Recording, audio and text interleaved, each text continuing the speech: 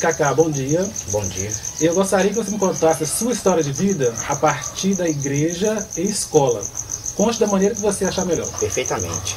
Olha, a partir da vida escolar, quando eu iniciei o período de aquisição, de adquirir conhecimentos, Anselmo, e minha mãe me viu na seguinte situação, de poder levar, e como eu iria ser recebido por ser portador de deficiência física, confesso a você que nos olhos dela eu senti um pouquinho de temor.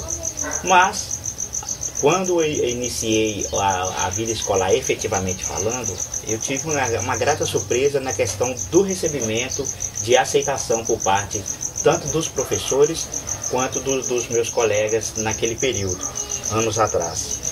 E a minha dificuldade mesmo foi em ter acesso à escola e principalmente à sala de aula, porque naquele período, naquela época, não existia uma conscientização no sentido de adaptar e facilitar para o acesso desses portadores de deficiência física.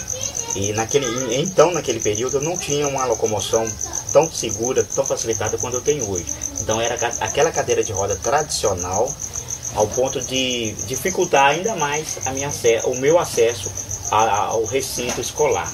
Certo.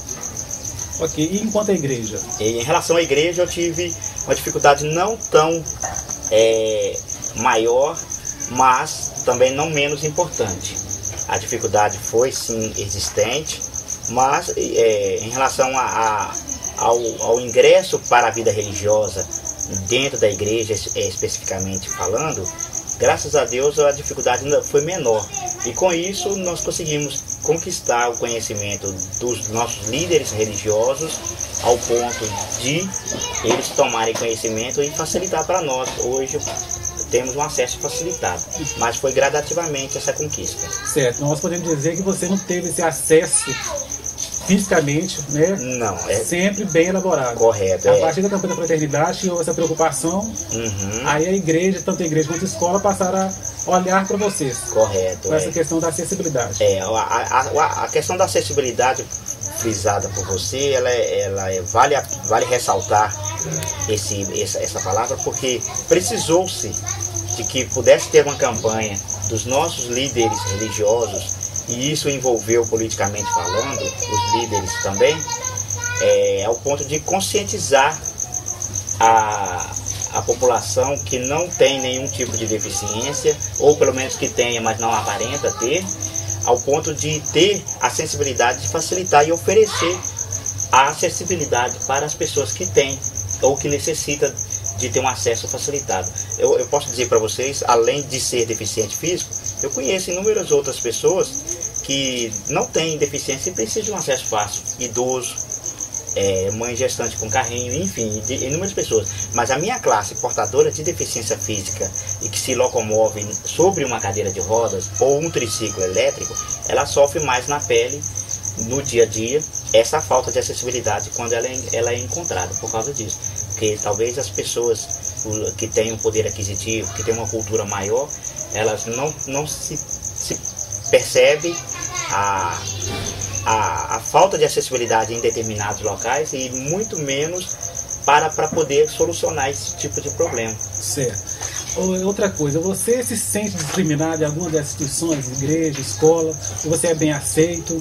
Olha, Anselmo, houve uma época, é até engraçado, na minha vida que eu comecei a passar por esse tipo de situação, a perceber nos olhos, a perceber na maneira de abordar de algumas pessoas em relação a mim, esse preconceito, essa dificuldade. Eu diria não preconceito, que é uma palavra um pouco feia, eu diria a dificuldade em abordar o deficiente físico. E de uma certa maneira, eu tive a facilidade com carinho de conquistar isso e transformar isso pelo lado positivo, porque eu posso citar para vocês, no período escolar, eu consegui conquistar e tratar tão bem as pessoas que, de uma certa maneira, eles me tratavam melhor em relação às outras pessoas, que eu me sentia até um pouco sem graça. Era um preconceito às abessas. Era. Porque o tratamento era tão magnífico, né? tão maravilhoso em relação à minha pessoa, às minhas necessidades físicas e pessoais, em relação ao acesso, a estar dentro de uma escola ou dentro de uma igreja, que eu via que as pessoas ao meu lado, os meus amigos, se sentiam um pouquinho diferente, um pouquinho mal. Mas aí eu sempre falava com eles, olha, independente de estar sendo tratado bem ou não, independente de ser ou não comunicativo, eu procuro a igualdade entre pessoas. Não porque eu seja deficiente que eu tenho que me valer dessa máxima. Não, muito pelo contrário. Agora, se o tratamento é melhor, diferenciado em relação aos demais seres humanos, não é culpa minha, mas eu procuro ser tratado por igualdade e demonstrar isso a todas as pessoas, sendo elas ou não deficientes físicas. Certo. Eu fiquei sabendo também que você já foi presidente da Associação dos Deficientes. Eu gostaria que você me contasse um pouquinho dessa sua experiência e também me contasse como que é o preconceito a partir de vocês mesmos. A gente sabe que a gente tem preconceito contra a gente mesmo. É um ponto importante. Você acha, por exemplo, que os deficientes também é difícil eles saírem de casa por essa questão do preconceito, de se exporem? Eles sofrem com isso? Eles têm essa dificuldade também? Tem. Essa dificuldade é muito grande. Eu digo, vou partir do ponto principal, que é a vida social de uma pessoa comum. No meu caso, deficiente, portador de deficiência física, eu diria para vocês que eu tive uma grande pessoa que me ajudou muito, que é a minha mãe.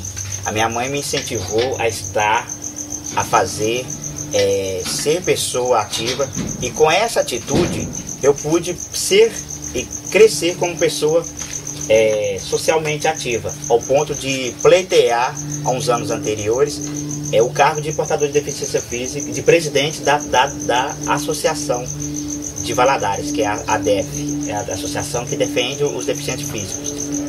Com isso, nós conseguimos ainda mais deslumbrar e verificar que existe, através da associação, uma grande massa de portadores de deficiência física que estão à margem da sociedade. Pessoas que, por muitas das vezes, nós buscamos, visitamos enquanto deficiente, alguns anos atrás, levantar a autoestima. E o próprio deficiente físico, ele tem uma... Talvez eu quero até pedir desculpas na expressão que eu vou falar, mas o próprio deficiente físico, muitas das vezes, ele é culpado por estar à margem da sociedade. Porque a partir do momento quando ele se faz inserir, se faz buscar e se faz notar no meio social, ele começa a crescer pessoalmente, ele começa a crescer como social, e acima de tudo ele começa a buscar os seus direitos, fazendo valer aquilo que a Constituição e todos os governantes sabem que tem. Obrigação de fazer. Obrigação de fazer. Então, esse trabalho do deficiente se fazer notar, inicialmente passa por ele, pelo anseio da família, porque eu posso citar de exemplo próprio que isso aconteceu comigo. A partir do momento em que eu me tornei pessoa ativa e me fiz estar e me fiz ser conhecido no contexto social, isso ocorreu uma grande qualidade de vida, e as pessoas que, entre aspas, não são portadores de deficiência física, passaram a me olhar como pessoa portadora de deficiência física, mas portadora, uma pessoa que tem uma capacidade, uma pessoa que tem uma garra, uma pessoa que pode buscar os seus direitos e também cumprir os seus deveres enquanto cidadão social. Certo. Nós podemos dizer que você, como portador de deficiência física, você não deixa de ser político, de ter os seus direitos, os seus deveres, e o Estado para com vocês também. Isso. Basta vocês conscientizarem e exigir que o Estado cumpra o seu dever. Você falou uma palavra muito interessante, muito bonita, que é a questão da conscientização. Essa palavra também é uma outra palavra que eu sempre trago comigo, além da acessibilidade e tantas outras palavras que eu procuro praticar no dia a dia da vida. Eu digo para vocês que essa conscientização ela é presente no meu dia a dia, e eu procuro, de uma certa maneira, fazer com que as pessoas que estão ao meu redor, sejam elas políticas ou não, agente político ou não, tomar essa conscientização para si próprio. Porque uma vez que cada um de nós, no contexto social, torna-se um agente consciente, as coisas tornam-se mais fáceis, a questão dos direitos, a questão dos deveres, e isso a gente sabe que a sociedade ela não se locomove sozinha, mas sim com ideias comuns. Tem que ser provocado. Tem que ser provocada. Alguns movimentos tem que provocar para que isso aconteça, não acontecer naturalmente. Perfeitamente. E quando existe essa conscientização provocada, a gente consegue fazer com que as coisas aconteçam, tanto na área religiosa, na área escolar e aí nos diversos segmentos sociais que compõem uma sociedade. Certo. Muito obrigado. Obrigado, eu agradeço. Bom, procurei não gaguejar muito. Não, mas você tira depois.